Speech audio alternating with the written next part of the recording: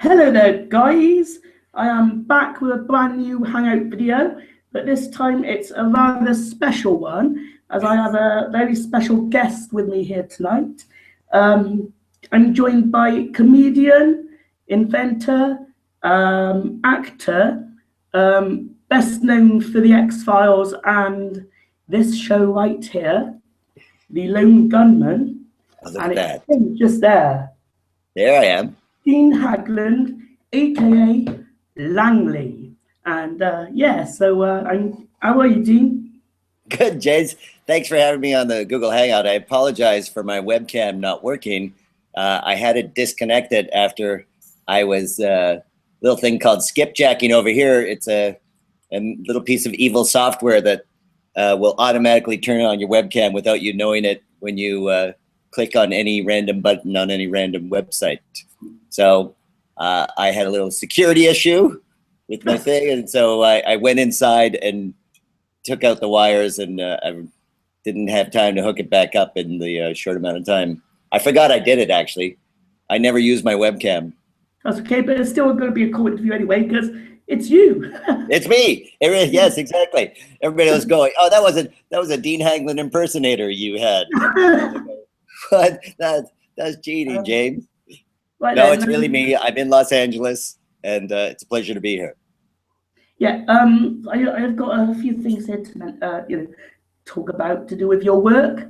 Fantastic. And, I said inventor in the intro, and I meant that in the way of the chill pack. Yes, I'm using one right now. Sorry? I'm using one right now. It's under my laptop. So this can you explain it a little bit what it was? Yes.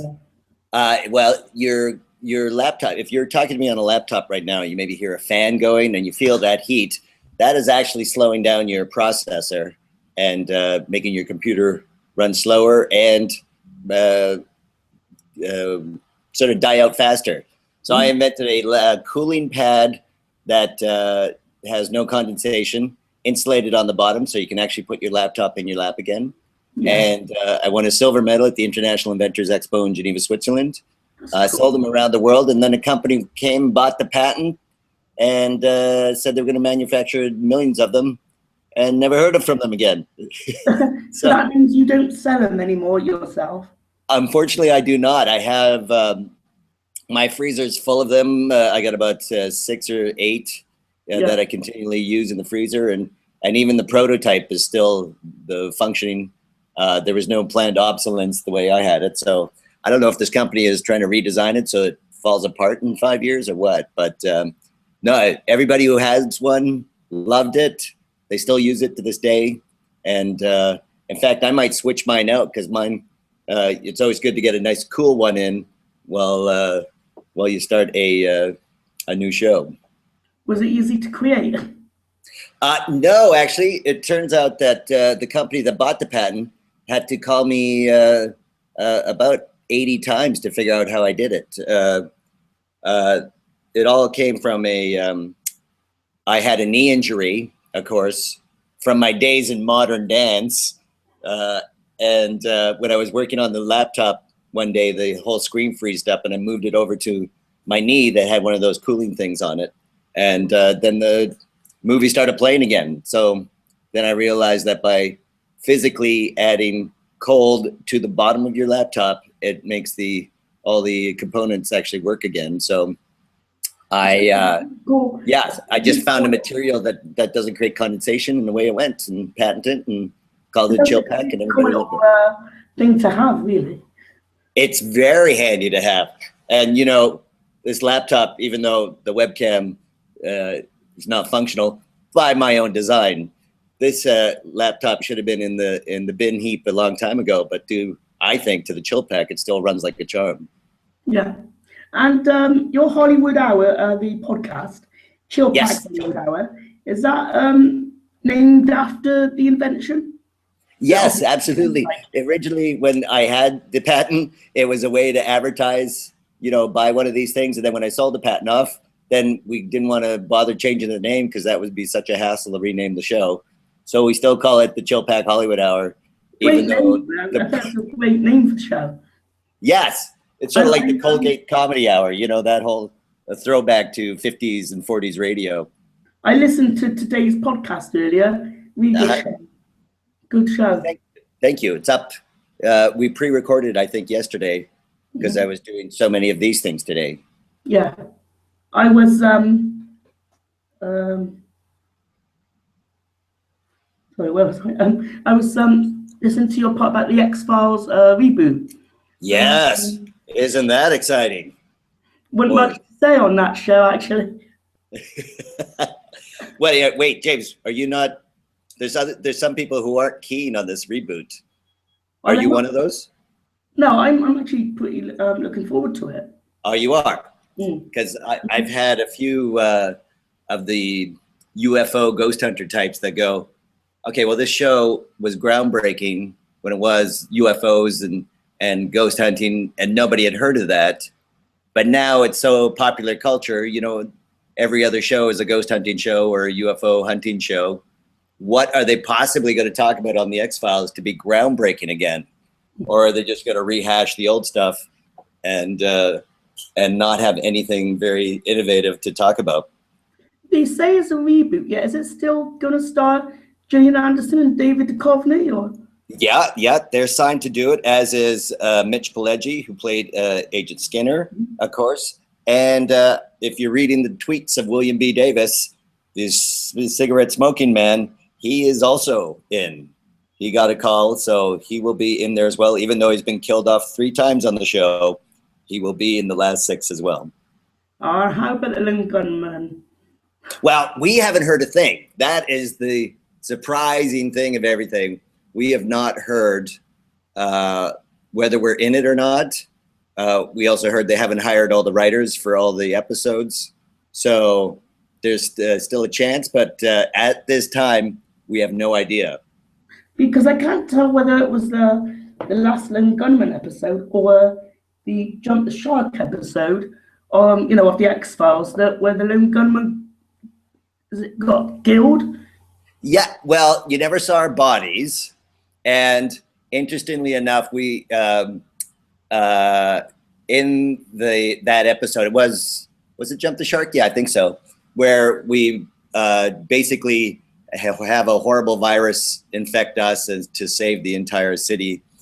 Our funeral are 3 caskets that are hermetically sealed, and they're all the same size, even though one gunman is shorter than the other 2.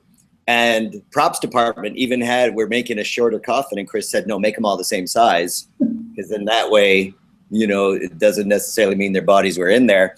And sure enough, with the IDW new X-Files Season 10 comic book, the Lone Gunmen are alive. And at the panel at San Diego Comic-Con, I forced Chris Carter to admit that was part of an official canon. So technically, Lone Gunmen are alive and can come back in the final 6. Because I know that in Season 9 final, I think it was called The Truth, that they did come back to Mulder. Yes, everybody thought that was ghosts or a hallucination in the desert or something, or perhaps we were just a figment of his imagination as he is wandering around. But in fact, that proves that we were alive all along and we're there, and how we survived the virus thing is a mystery, as the same way as how we got out of the 16th floor vault at the end of the Lone Gunmen series. Yeah. In a little bit, I want to discuss a few of my favorite episodes from the Lone Gunmen series. But before that, I was a big fan of the X-Files video game from 1998. You were? Oh, you did not play that thing. I did. Mulder... the FMV video game. Wait, is that the one where Mulder's kicking everybody? He doesn't have a gun? Or the 98 one where it's the series of all those like 7 CDs that you had to play? And Gillian Anderson and David Duchovny weren't in it that much in the beginning, but they go missing. Yes, that one. You play Agent Craig Wilmore. I play Craig Wilmore? No, somebody else played the character. Oh yeah, somebody else. Yeah, Craig Wilmore is the lead guy in that trying to find Mulder and Scully. Yeah. Yeah.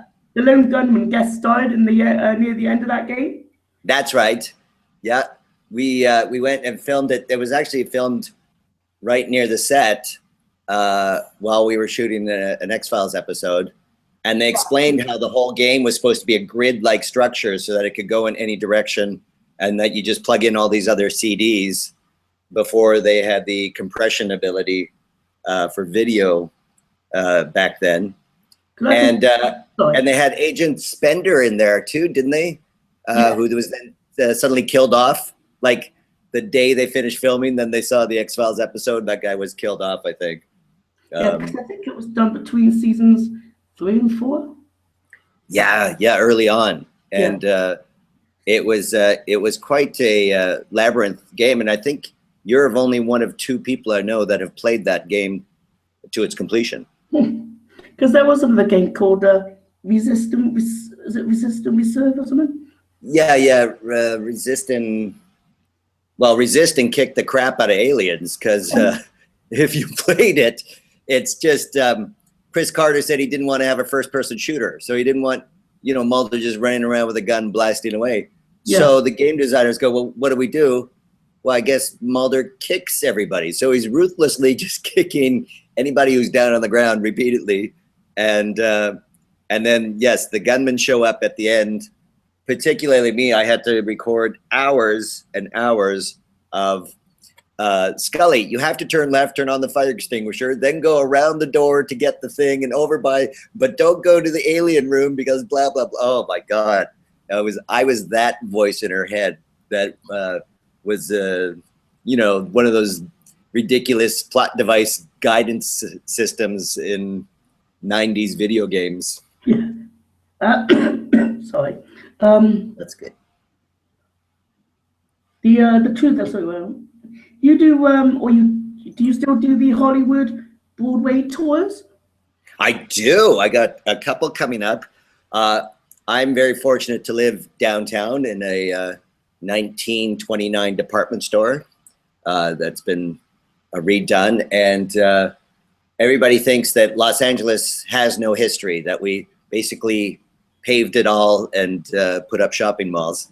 And that is true for a lot of the surrounding area, but the downtown core basically had a building boom since the 1880s and all through the 1920s. And there's still 9 original vaudeville silent movie theaters existing on a 10-block radius, all on one street on Broadway. So in 1954, basically all the suburbs exploded. Everybody left the downtown core, and it was abandoned for 40 years practically. And then just recently, everybody started coming back, renovating these department stores and moving them and making them into condos. So all of the architectural heritage, all of the silent film locations, a lot of these theaters are being renovated, and a lot of them are still there, available for tours. And it's really fascinating because you can go through the history of Los Angeles, how it came together, how Hollywood developed California, how all of the theaters that were built where Chaplin met Einstein, Sid Grumman, all these great theaters. The very first showing in North America of the first talkie, the jazz singer, is just up the street. So if you love your silent film, if you love your vaudeville, yeah, absolutely. I'll show you around and give you a tour. So is it true that you're moving to Australia? Yes, isn't that exciting? 47 days left in this town, but I'll be I'll be bi-coastal, but one ocean. So instead of bi-coastal New York, LA, like a lot of actors, I'll be Sydney, Los Angeles, and have 2 places going on and plenty of air miles. Let's just say a little bit about a little while ago you starred in Bones, TV show Bones. Yes, did you see it? No, I haven't seen the show, but I would like to watch that The X and the File, I believe the episode was called. Yeah, absolutely. It was sort of a lot of the crew and writers, or not writers, but the directors on those show also directed X-File episodes and worked on the show for years. So So this was sort of a tongue-in-cheek alien conspiracy episode that Bones and David, what's his character's name in that one? I can't. I watch it all the time. My girlfriend loves it. But yeah, spoiler alert, I'm the murderer. So if you see it, I just do it for you. Sounds like a really cool episode. And I mentioned Bones as well because David Boreanaz is another one of my favorite actors from Buffy the Vampire Slayer and its spin-off show Angel. Yes, and such a great guy. And a huge hockey fan. And me being from Canada originally, we talked all about, I think he's the Philadelphia Flyers or the Boston Bruins, I think it's his team.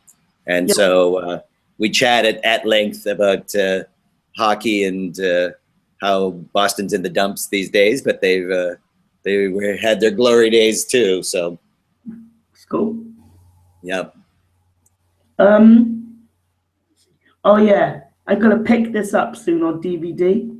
Okay. I think it's the Blu-ray one, but I excuse me, I had a bit of a cough just recently, so past it. The Truth Is Out There documentary. Yes. This is I can play DVDs from other countries, so I can import it and I can play it. Oh, fantastic! So, yeah, well, it's out on Blu-ray as well, which I think is region free, if I'm not mistaken. But you know, I played a conspiracy theorist computer hacker on TV, and the writers early on said, "Oh, do you want to meet like your real life counterparts, the guys who we talk to when we research what we talk about and write about in the show?" And I said, "Oh yeah, absolutely."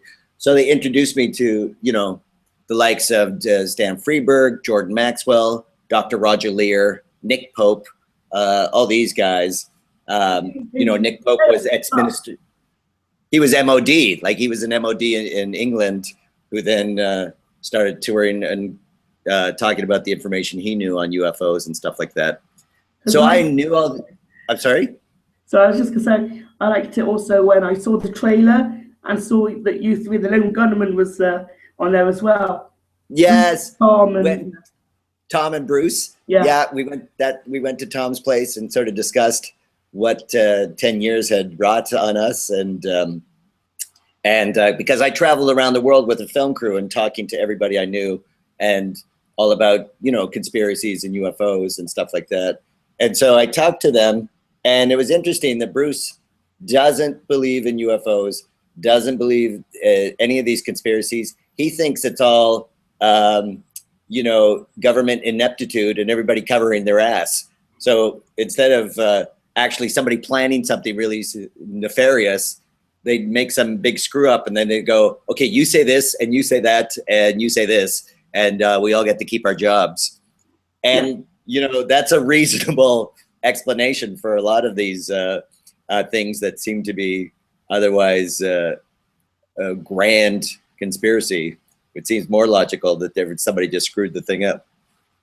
I might have to check the region on the Blu-ray because I might get that one.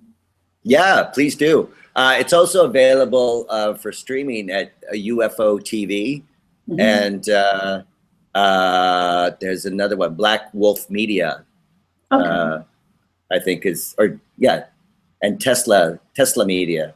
Anyway, go to truth-is-there.com, and there's all the links of how you can get it and where you can see it. Oh, I think that's the site where I saw the trailer on. Yes, we have the trailer there, and the site now has all the new links and all that, and so we're quite pleased with it.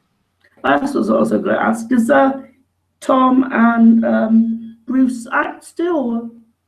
Yeah, well, Tom sort of retired, and he bought this fabulous cabin up in the Rockies, maybe 300 miles from civilization, that has no phone or internet access. And he goes fishing and hanging out there 6 months at a time. So if you want him at a convention, or you want him in an interview, or you want him to act, you have to get him in the 6 months he has internet and phone access. Because if you don't plan that out, and just go, hey, Tom, can you do this next month? And he's up at the lake. You won't hear from him for like 4 to 5 months. Yeah. So, yeah, so he's living the life of Riley. And then Bruce is still doing a lot of theater, and he just was in a series shot up there, not Once Upon a Time, but I think Arrow, he had a bit part, or maybe Flash, because those are shot up there as well. So I think he was in one of those episodes, if I'm not mistaken. But we just emailed each other going to, has anybody heard anything about the thing, and are we going to do it? What's our availability? That sort of thing. So we are definitely talking. So what about you? What are you doing at the moment these days? With the my gosh. Yes. Well, let's start at the beginning. Tonight, for all of those who are in LA, you can come see me do stand-up at the Big and Tall show in downtown Los Angeles at the Lash bar, not grill, just the Lash bar at 4th and Main. And then I got a bunch of tours and an art show coming up. Of course, if you go to my website, deanhaglund.com, you can see a lot of my art there, and you can follow me on Instagram, where I put up most of my new work and a lot of my old work. I'm kind of behind on that. Yeah. So that's coming up, and then we're doing a sequel to The Truth Is Out There. Yes, it's The Truth Is Out There Part 2. We had hundreds of hours of footage that we couldn't use in the first documentary, and a lot of it tended towards a longer time scale. So it was more ancient, not ancient alien stuff, but, you know, a longer timeline of conspiracies, that it wasn't just, you know, this generation thought that we're going to do something nefarious, that it's been, you know, Knights Templar and all of these sort of things. Like, we explore longer timelines. And so we start shooting that this month here in Los Angeles, and that's going to take us around the world as well, over to France and Prague, and some very fascinating stuff there. Phil Lewis, the man you do the podcast with, yes, is the producer of the film. Yeah, he's director and producer, and then we both edit, but he does the bulk of the editing as well. So yeah, and in fact, you can hear all about it at our Chill Pack Hollywood podcast, because basically that's our production meeting on air. So we have a weekly production meeting, and then we just record it, because we also talk about movies we've seen and things we're reading and that sort of thing. So, so yeah, we will guide all those who are interested in the making of documentaries through the process. If you follow our weekly free show every Monday at chillpackhollywood.com. I've been to LA. Oh, you have? Yeah. How long ago? Quite a while ago. My brother lives in Phoenix, Arizona. That's not that far from here. Yeah. Quite a while ago. God, I don't know how many years ago, sorry to say, but I wanted to go to Universal Studios. Yes, all the goofy rides and everything. Or not goofy, some of them are quite fun, actually. So we went over there. We stayed in a hotel called the Sportsman's Lodge. Oh my gosh, the historic Sportsman Lodge. Do you know that's where Clark Gable got drunk, and I think that's where he slapped Carole Lombard across the face in front of everyone in the big restaurant there? Did you eat in that massive restaurant? Yeah, Clark Gable and Carole Lombard got in a massive fight there back in the 40s, because that's how long, that was the only thing in the Valley at the time, was that lodge. That was like a big celebrity thing to go to. And so you stayed at a very historic place, my friend. Well, thank you. I didn't know at the time, but yeah. Yeah, they tend not to put spousal abuse in the history books there. But if you read Carole Lombard's autobiography, she talks about, you know, at a restaurant having a row with Clark Gable, and there's a couple other people who have worked there a long time that repeat that story. So yeah, we stayed there, and we got a pass for, I think, 2 days in Universal. Mm-hmm. And did you drive everywhere too? No. Oh. We've got like taxis there, like to places. Oh, yeah. The public transit has improved in Los Angeles, and so I actually don't have a car. I'm one of the growing multitudes of Los Angeles that you can now actually get around fairly easily without a car, using public transit and the Uber now and then if you need to. Yeah. It's pretty handy. So when we was in the studios, we took the Jurassic Park ride. Oh, yes. And, did you get your picture? Yeah, my sister did a lot of pictures at the time. No, the one where at the very end when the T-Rex attacks you and then the bottom falls out in the waterfall and you fall all like 65 feet almost directly down into the splash zone. They take a picture of you screaming at the end of that, and then you're supposed to buy that. Oh, I didn't realize that. What I did is I snuck in with my friend who's a comedian, Brian Blondell, and I said, let's take the ride, but let's look bored as hell as everybody is screaming. So the two of us are just sort of have like our cheeks on our hands and our cheeks, and we're like sort of looking bored as everyone else in the ride is screaming their heads off. And then we purchased that and went, wild and crazy guys. So I still have my photo from the Jurassic Park ride. We also went on like the tram ride to see different sets. Oh yeah. So was that before or after the fire? Because the fire burnt down like 4 or 5 of the big events there. Did you know that? Yeah, and it was before that. Oh, good. Oh, good. So you saw the classic King Kong. Yeah, and the Back to the Future. Yes, that ride has now changed. It's still the hydraulics running around, but now it's something else. I think they got rid of the Back to the Future part of it, but it's the same. Yeah, I know, right? Because before it was the Flintstones, so you went around the Flintstone set, and the things would go down a dinosaur's mouth, and then they changed it to Back to the Future, and the DeLoreans would fly around and go, back and forth and throw you around on these hydraulic lifts. But now they just changed it in the last year and a half, and I can't remember what movie tie-in it's with, but it's something. Also went into the House of Horrors as well. Oh, did you? That's the one I never go into. Don't you?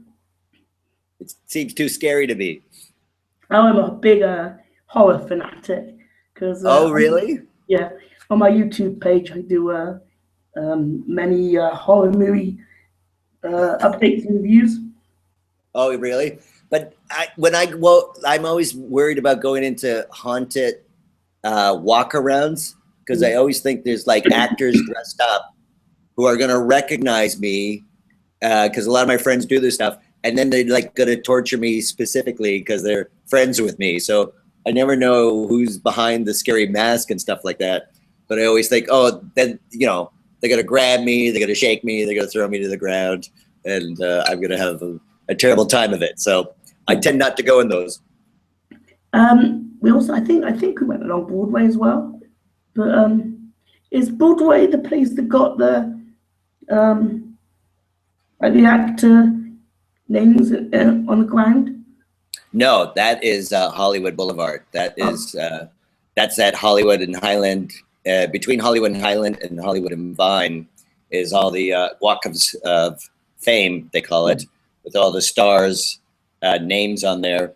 And then at Sid Grumman's Chinese Theater, which is at in between La Brea and Highland, where the Oscars are still held next door.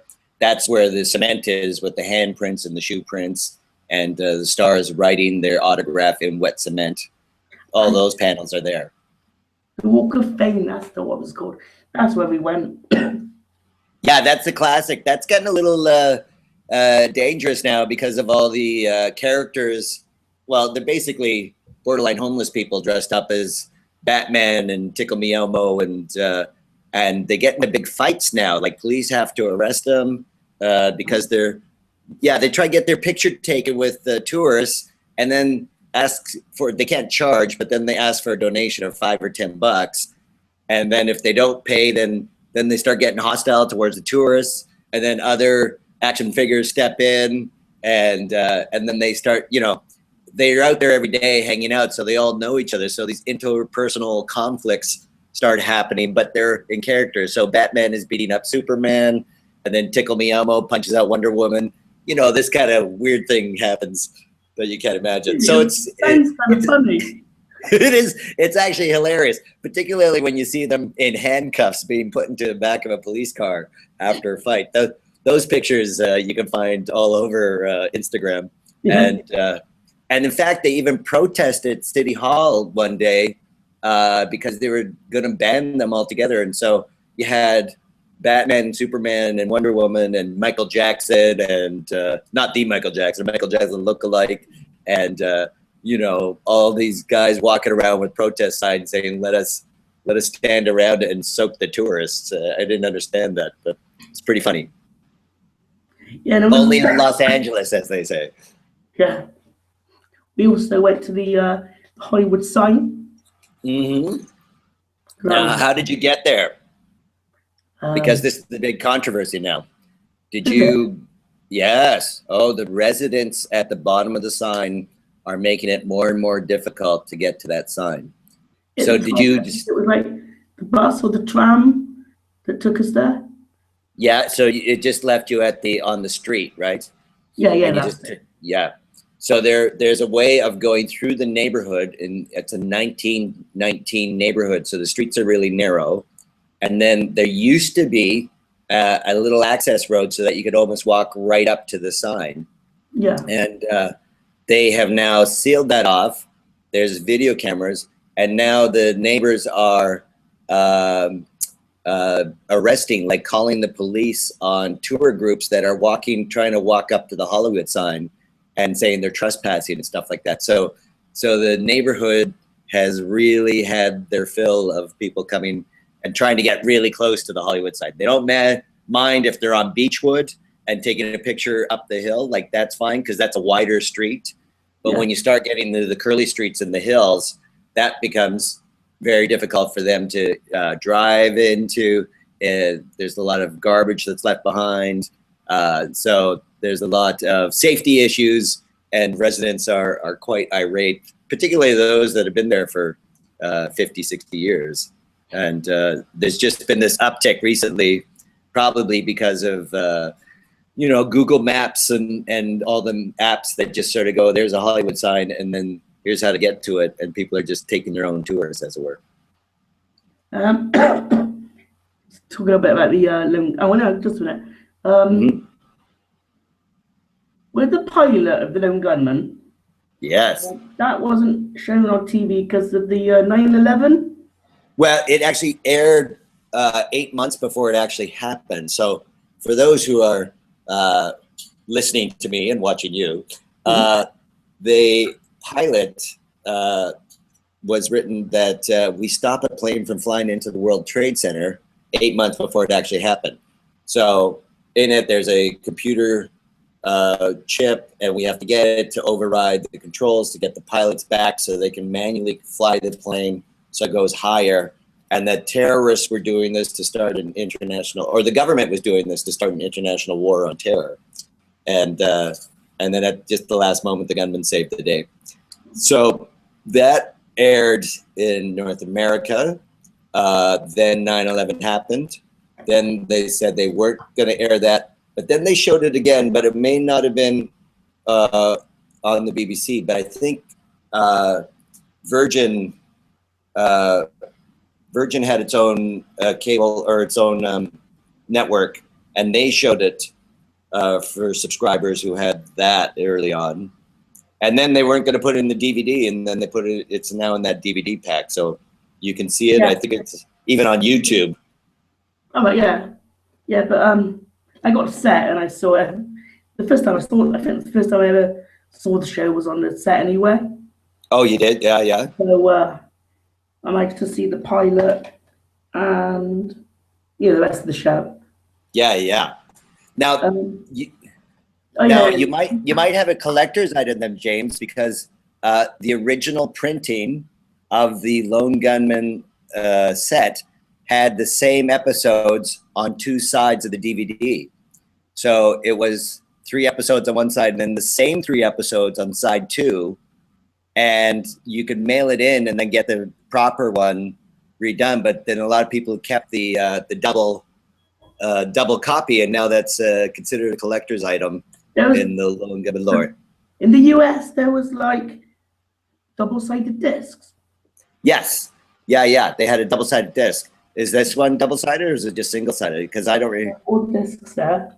Oh yeah.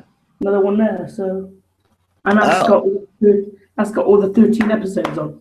Oh, so you must have the British version, because the ones Yeah, there's the UK.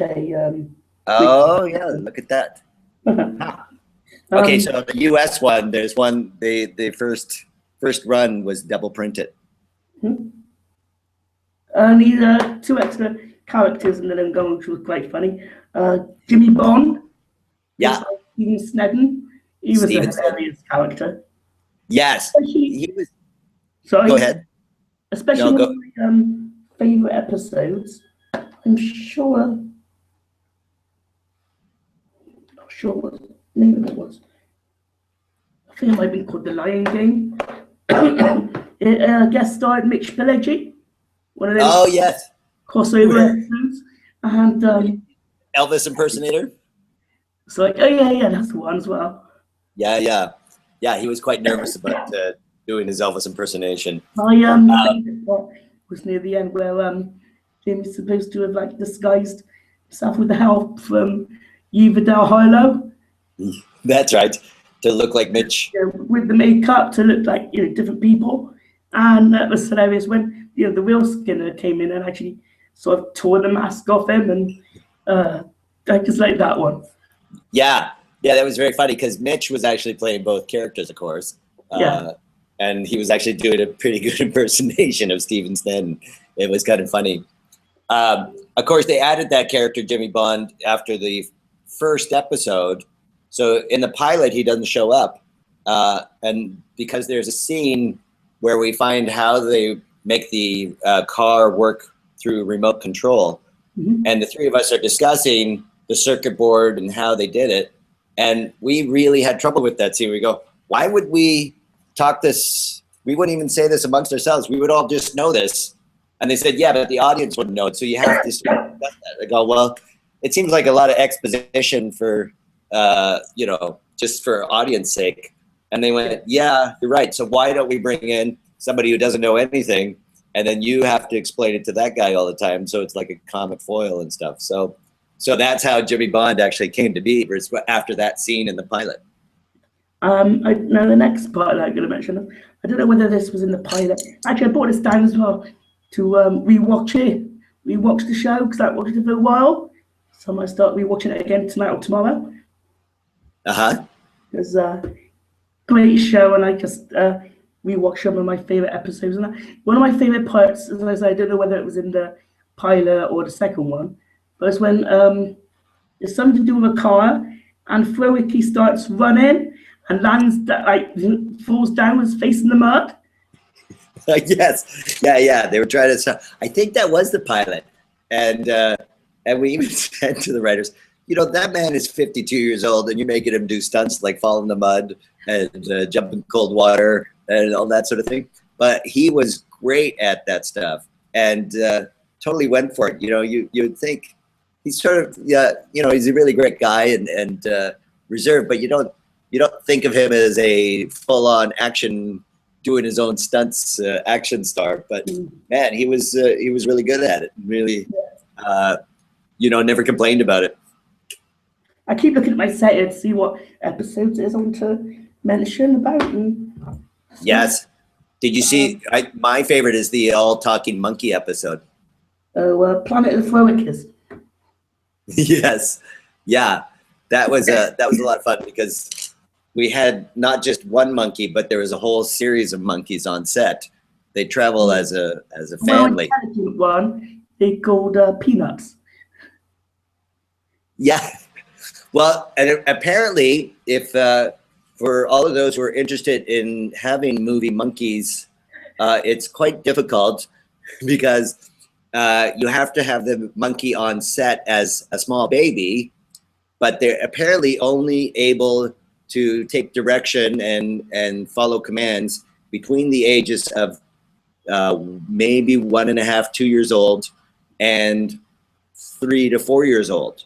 So there's a small window at which the monkey can perform. After 4 years old, it becomes too alpha male and won't listen to you anymore, but still wants to sit around on set because its whole family is there. So the family has to stay with the group. So for every scene you saw one monkey that we're acting with, there's another 5 off camera just staring at you, watching you act.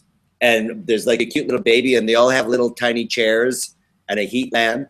And the trainer's there with his wife, making sure they're all fed and they're all been happy. And then one will come and they sort of tell what the scene is. And then the monkey is sort of trained to, you know, work the keyboard and then walk over here. And so the monkey gets like 3 or 4 rehearsals, and then they shoot the scene. We don't get any rehearsals. The actors, you don't get any rehearsals. Just know your lines because you're going to be working with the monkey. So just know your lines, no rehearsal. We rehearse with the monkey, and then we go. So basically it was one take with the monkeys, and then they get to sit down and go back to their heated trailer. We just stood around on set.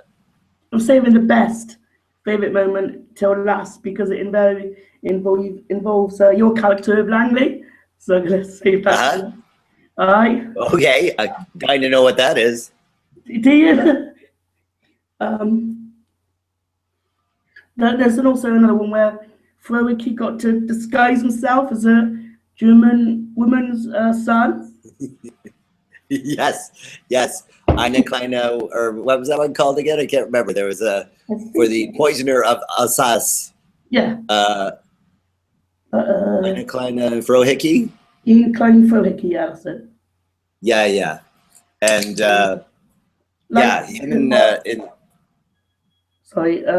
Like Water for Octane was the water-powered car. Yes, that one was based on an actual. There was a water-powered car that the technology was purchased by some major car manufacturer, and then, of course, never showed up again. And Eine kleine Frohike, that they took a picture of him and made calendars as a crew gift. And so, if you ever find on eBay Frohike in Lederhosen as a 2002 calendar, that's a genuine collector's item. Okay. And sorry, I'll just look at this. Oh yeah. 3 men in a smoking diaper. Oh yes. Yeah. The scene where the there's a part involving Langley where I think you're looking after him at the time, and he says, "Quit it with the fire hose." Where he's just. That's right. He's peeing in our face. That was a props department very clever contraption that we could operate. So it was sort of like a spring-loaded piece of wood with a squeeze bottle, and you pressed on the wood and it squeezed the bottle, and then it looked like it was peeing in your face. Yeah. So basically it was just below camera frame, and whenever you wanted to pee, you just pressed on this piece of wood and away it went. And of course everybody, that one we did extra takes on because everybody kept laughing so hard every time that happened. Yeah. Oh, there's another one. Madam, I'm Madam, with the guy that keeps thinking he's being abducted by aliens. Yes, and that had the midget wrestling in it too, if I'm not mistaken. He keeps going mad, and at one moment he knocked you over, or your character. Yes. Yeah. That's right. That was Stephen Tobolewsky, who's now presently on Hollywood, Florida, or Welcome to Hollywood, Florida. I think he plays the father of the 2 junior filmmakers that are always getting into trouble. He's such a great actor and so much fun. And at one point he goes crazy and he chainsaws the front of his house off. Yeah, that was it as well. That was an elaborate.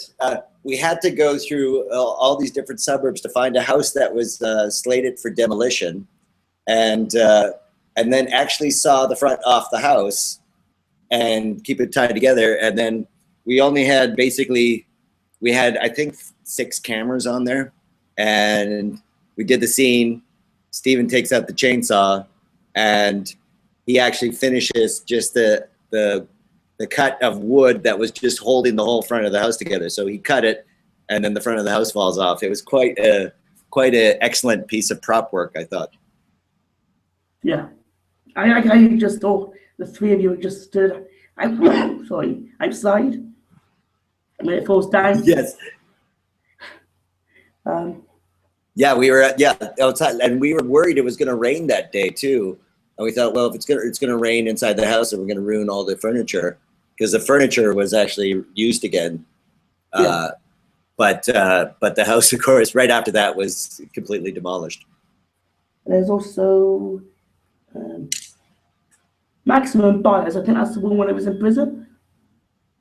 Yes, I wasn't really in that one very much. That one, I remember having a lot of days off because it was mostly, if I'm not mistaken, Bruce Harwood with his shirt off too, being all he's always macho in prison.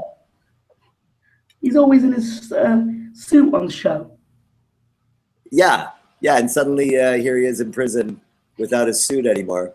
Yeah, that one was fun, but it was the first one I had like almost a week and a half off after shooting each and every day. So it was my holiday episode, as I call it. Yeah. And the tango one was interesting. Yeah. Tiger, now you got to remind me of that. I haven't seen these since they've aired, or since we filmed them, actually. Tango de los I can't really pronounce them. Oh yeah, the Captain Toby show. That was. Oh yes. That was with Tom. Friendly episode, and because yes, Tom Poston. It was based I was on a big Tom Poston fan. Yes, yeah. And he was very hilarious. And of course, at the end, he thinks I'm a girl. And yeah, they're sending secret messages through the kids' Captain Toby show to the Chinese. Tom Poston, of course, had a long career on the Bob Newhart show, and also on Mork and Mindy with Robin Williams. He was the downstairs neighbor of Mork, who wrote the letters or the greeting cards. And he was also married to Suzanne Plachette, who was Bob Newhart's wife in the first Bob Newhart show. So basically, we talked at length about all those shows and how much I, grew up watching them and loved that stuff. And he was really great to work with. Really a lot of fun. Had great stories too. Time on set. Sorry. Now we come to my favorite language. But before okay, what is it? It's All About Yves. Why is it your favorite? I'll let you know soon. Before I get into it, in the X-Files and Lone Gunmen, you're all it's one of those shows where you're all called by your last name. But yes. In the credits, your character is known as Richard Ringo Langly. Yes. The question is, what does the Ringo mean? Well, I think it's supposed to be if it's John Fitzgerald Byers was his name, and he is born on November 22nd, 1963, the assassination of John Fitzgerald Kennedy. Yeah. And so the idea that I too was born somewhere in the 60s, but then I was named after Ringo, the drummer from the Beatles. That's why I have a rock and roll background. I think the writers were all just trying to.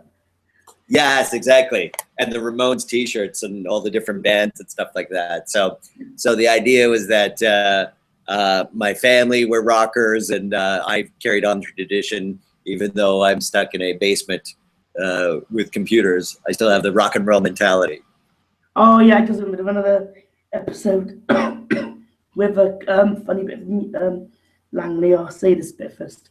There was an episode where I don't know whether or not you made 2 parts in it though, because it was a golf episode. The golf episode.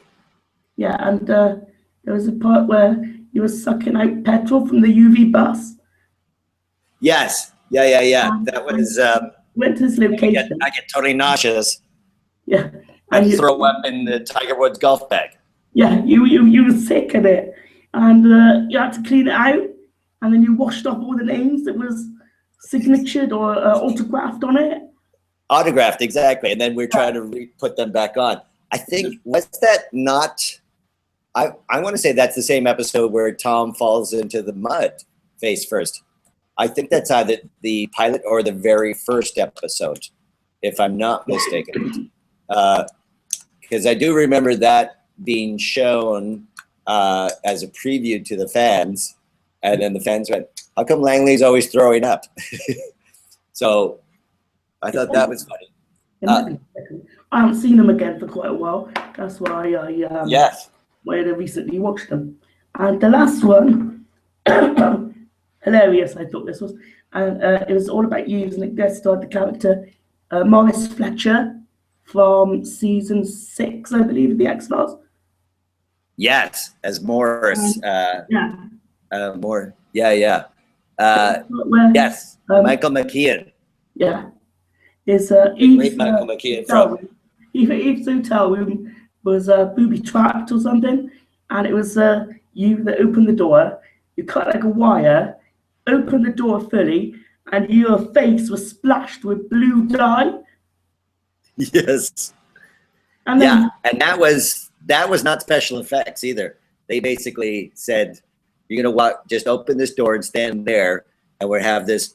They just said it's a little spray can of blue paint. They didn't say they had a 800 pound per square inch air compressor with a blue blast of paint that covered my entire head.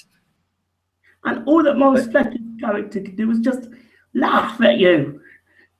Yes, and do Braveheart impersonations. Blueberry, he did numerous different takes on that, where he was basically improvising stuff of Blue. He called me a Smurf at one point, Papa Smurf. He did Barney the dinosaur's gay cousin, I think he said at one point. A lot of stuff that wouldn't get cleared by legal left on the cutting room floor, but he was hilarious in all those takes. You tried getting off the dye at one point. It didn't come off, and he started laughing again. Yeah, and that was the plot point of how we got past the facial security recognition. With the blue, you could blue screen in the faces that you need to pick the locks to get into the secret 16th floor vault down below. So it was funny that we get double crossed by Michael McKean's character, and it's so great to see him now on Better Call Saul, which is written by Vince Gilligan, who wrote that episode as well. Vince wrote a lot of the Lone Gunmen episodes, and then went on to do Breaking Bad and Better Call Saul. So it's quite neat to see the lineage of that carry on.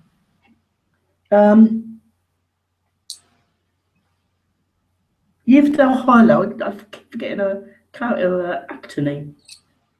Oh yes, her name is Zuleika Robinson. Yeah. Zuleika is I don't know what the name hails from, but she is actually has, I believe, a Scottish passport, but went to international school in Bali and lived in Cambodia for a while. And so basically she is this kind of international beauty. And you can see her now. She was in the Once Upon a Time spinoff, which was called but she was the evil queen in that one, and she works a lot. She was in Four Feathers as well, the feature film, and Merchant of Venice with Al Pacino. She has a part in that as well. So I don't get to see her as often as I'd like. We're both in town, but we're both very busy. She's always one step ahead as well as the Lone Gunmen. Yeah, that's always the thing. When you think you're the best hackers, there's always some other hacker who's outsmarting you. Hence why there's no webcam on my camera, because some other hacker outsmarted me and turned mine on without my knowing it. So I had to disconnect my camera. Maybe there's an interview we do one day in future. Have to have a webcam. Yeah, on exactly. Well, yeah, maybe I'll go to a public somewhere where I'm not worried about invasion of privacy and that sort of thing. Yeah, but this is a fun interview anyway. Discussed a lot. Yeah, So, exactly. And everybody gets to look at you. There you go. You have fascinating questions. There's another scene in that episode where Eve is impersonating Flowicky on the computer, and she calls or emails Mulder. Uh-huh. And later on in that episode, I think Jimmy Bond checks that email and wonders who it's from, and he wonders who Fox is, because he leaves his first name on the email. And Right, so Fox Mulder. And I think it's this parking lot. And instead of meeting Eve there, instead of meeting Mulder and Eve, Jimmy ends up there instead. And when Jimmy starts to walk, and Mulder walks around the corner. David just sort of guest starred for the first one scene, I think it was. But Absolutely. The X-Files music was just very faint in the background, because it was, the actor from the X-Files, and I just thought that was my favorite part of this episode. Yeah, it was fun.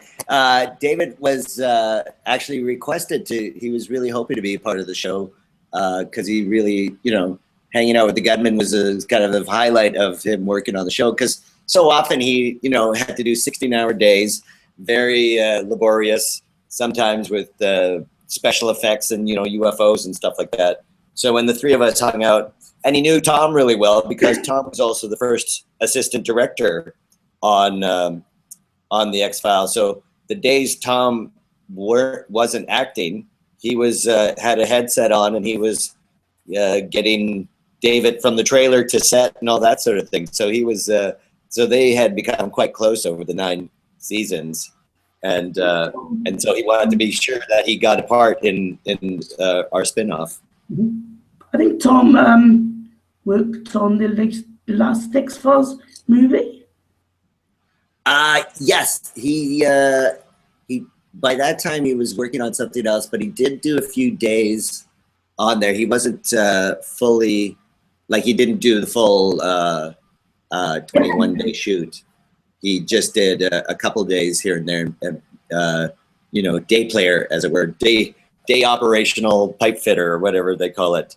So he came in and helped out and saw a lot of the old crew and because it was really a tight family working on the X-Files and on the Lone Gunmen. And, you want to bring that family back together when you do a feature film. And I'm sure they're going to do it, find as many as they can for the 6-episode spin-off.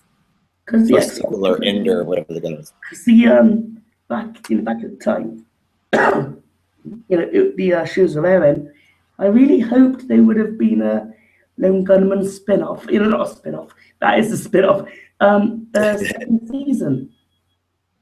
Yeah, we really thought it was going to happen, but by that time, Fox and 20th Century Fox and Chris Carter were kind of in not a tussle, but there was a lot of disagreements going on and that sort of thing. So even though the ratings were really good, and there's a lot to it. In fact, it's such a long story. I actually drew a comic book called "Why the Lone Gunmen Was Canceled," which is on our website. Yeah, absolutely. Only 1,000 printed, and I'm down to my last 25 or so. So you can get it from my website, and of course I'll sign it. And you can find out the whole story of how the show came together and how it fell apart, and why maybe it got canceled, and the effects of that. I'm really intrigued to do that, so I think I'll purchase the comic soon. Oh yeah, okay, please do. Yeah. And Excellent. I was going to say something there.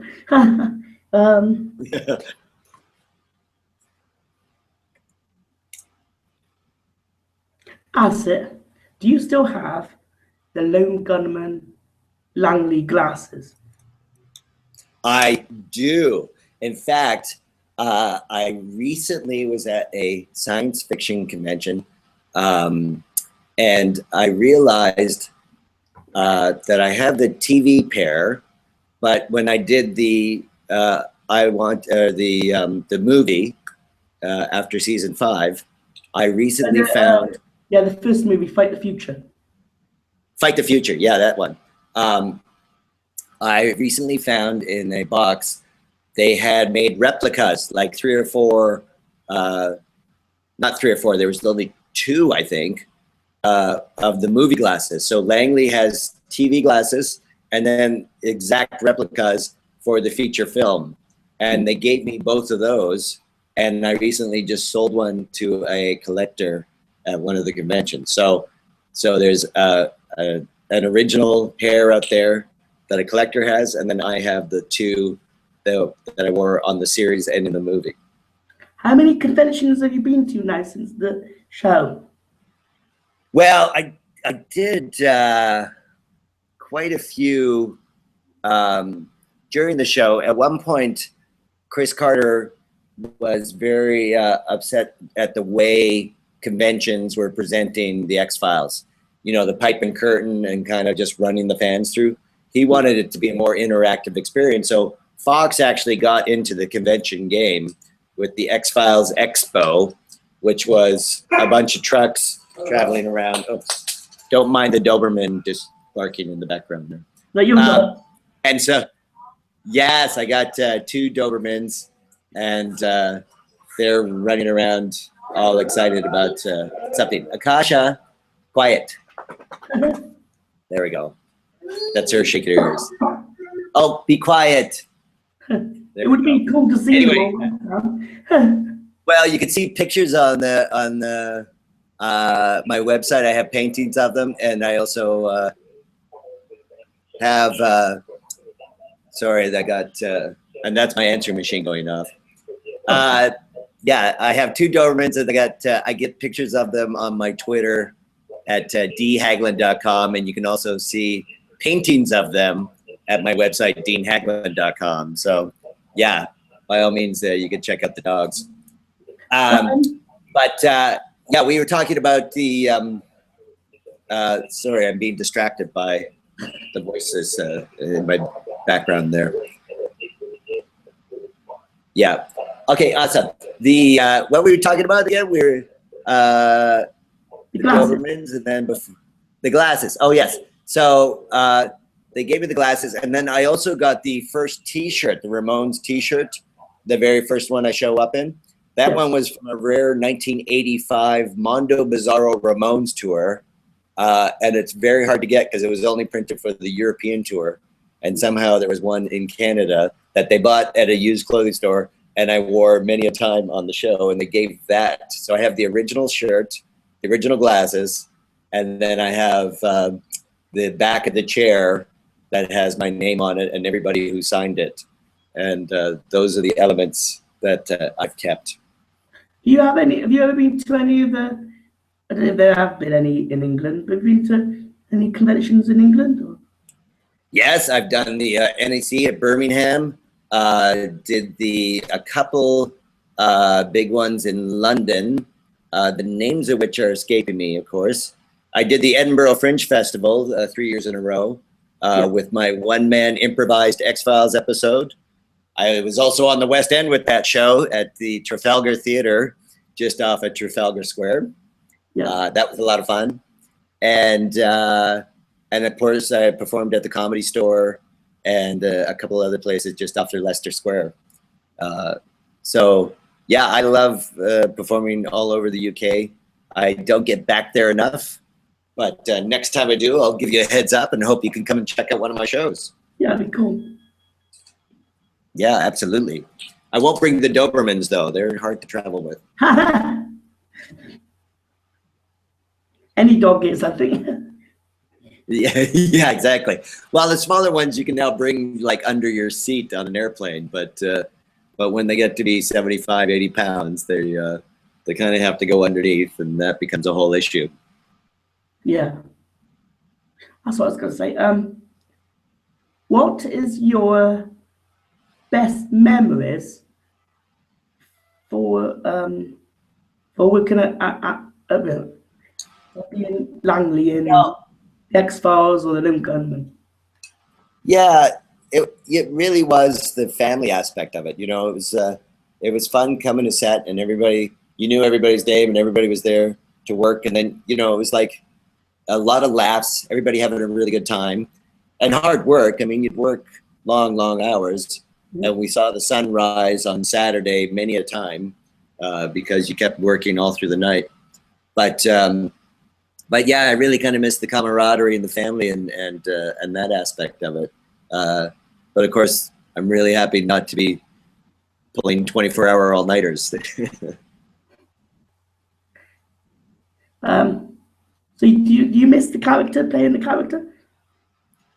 Yes and no. You know, he was serious and slightly fun. And I do sort of portray him on stage with my improvised, like it's a much louder comedic version of Langley. But so I still get to visit that aspect of it live on stage. So, but no, I don't necessarily miss it because each, you know, I approach each script, even though it's the same character, you bring different aspects to it of yourself, and it's always fun. It's a fun creative process, regardless of the character.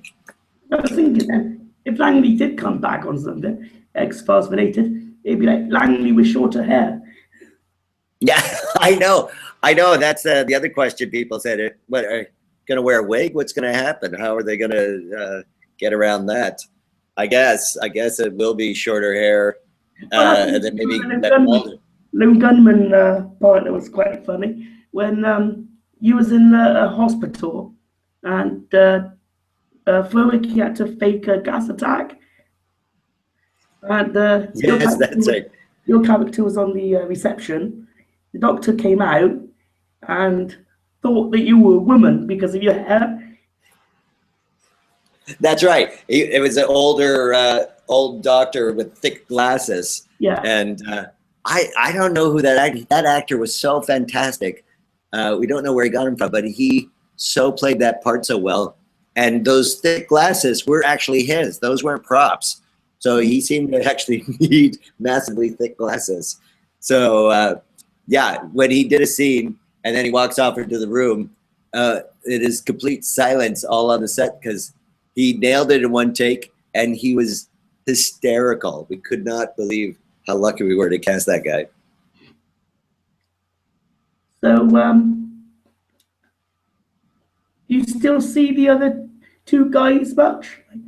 Well, they live up in Canada, so and I'm down in Los Angeles, and then now that I'm going to be moving to Australia, I'll probably run into them less because there were still times I'd get up to Vancouver, you know, to do a movie or something, or I still have family up there, so it was so easy, quote unquote, easy to drive with two Dobermans for 2 days up into Vancouver. So I would see them then, but now I imagine with my relocation, I will strictly be in email correspondence with them and not get to see them as much. It was really cool that you three came back together for that documentary then. Yeah, you know, they're really supportive, and we all are of each other's projects. I try to go to see Bruce on stage when he's doing plays in Vancouver and stuff like that. And you know, Tom, I keep pushing him. He brought a camera to set as first AD since day one of the X-Files. And he says he has some 2,800 photographs of behind the scenes stuff of the X-Files. And I kept saying, look, I'll sit down with you. We'll put it into a book and we'll sell it around the world. And he said, yeah, we should do that. And never, you know, goes beyond agreeing that that's a good idea and never actually opening up the box of 2,800 amazing photographs, he said, that he has. So when is it your move to Australia takes place? Yes, 47 days. I got so much to do still. Yeah. websites to build, paintings to do. The dogs have to go to the vet a whole bunch more times. And then I'm doing 2 plays. I got stand, and it's gonna be a crazy month and a half ahead of me. Mm-hmm. Any acting jobs at the moment coming up, or? Yeah, I'll be doing. I'm down. I'm doing Sci-Fest, the Science Fiction Theater Festival here in Los Angeles. Mm-hmm. It's the 2nd annual Sci-Fest with plays by Neil Gaiman, and Wes Craven has written a play. I'll be doing a play in there on Memorial Day weekend in May 24th, I think. Neil Gaiman, I think. Yeah. I remember writing a few Doctor Who episodes. He wrote a few Doctor Who episodes. He wrote a lot of great books, The Sandman, the comic book series, The Sandman, and a whole bunch of other stuff. I can't believe it. I'm blanking on it, but he wrote a play for Sci-Fest, and you can check that out at sci-fest.com and see the entire lineup. It's going to run through the entire month of May, and it's cast with a whole bunch of sci-fi actors that you know from Star Trek, Babylon 5, Deep Space Nine, Battlestar Galactica. So many actors that really love theater, which is often their first love, and they get cast into these sci-fi series that have a devoted following. But then to go back and go on stage is a joy. So the whole model of this is they cast those kind of actors and put them into science fiction stage work, which is really a lot of fun. Do you like Doctor Who? Yes, I just started getting into it in the last 8 months. I was not a fan. It took me forever to figure out how to get into it. I watched the 2-hour biopic on the first female producer who produced the first season of Doctor Who, Peggy, whatever her name was. And I thought that was fascinating. And from that, then started looking at older episodes and sort of caught myself up to the Matt Smith and the Peter generation that we have now. Mm. Yes. Do you have a favorite actor to play the part? I'm liking Peter right now, actually. I think he's really brought the gravitas and the humor, and some have been funny and some have been very serious, and some have been maybe too light, and some have maybe been too dark over the years. But it's been really cool. I also have become friends on the convention circuit with Fraser Hines, who was the helper in the 70s, I guess. He had the kilt on in the episodes. I forget what his character's name, but he was in a lot of Doctor Who episodes. And so he's told me to experience in Cardiff. Oh yeah. And with the TARDIS, it's like across from the Performing Arts Center, isn't it? Yeah. It's yeah. I was in there as well. A video I got on my channel. Have you seen my video? No, I haven't. I didn't know you had a channel. I'm now going to look at that. I should have actually looked at it before we chatted. Have you got YouTube? I put some videos up, but most of them go over to Chilpack Hollywood and do all that sort of thing. I like to get all my video professionally produced, and then I never upload it. I'm the worst that way. Yeah. But, it's a lot of work. Yeah. But yeah, you can watch my videos if you, it's the channel's My DVD Reviews, or one word. And sounds good. It's got my visit to the Doctor Who experience in Cardiff, right opposite where the show was made. Does it have you at Universal City 10 years ago? No, couldn't have a channel by that then. Oh, right. But, so you're not putting up old stuff on off your camera. Yeah. No, I don't have any from there. But all new stuff is on there. Excellent. Well, I look forward to it. Mhm. Well, thanks so much, James. I'm sorry I got to run. Okay.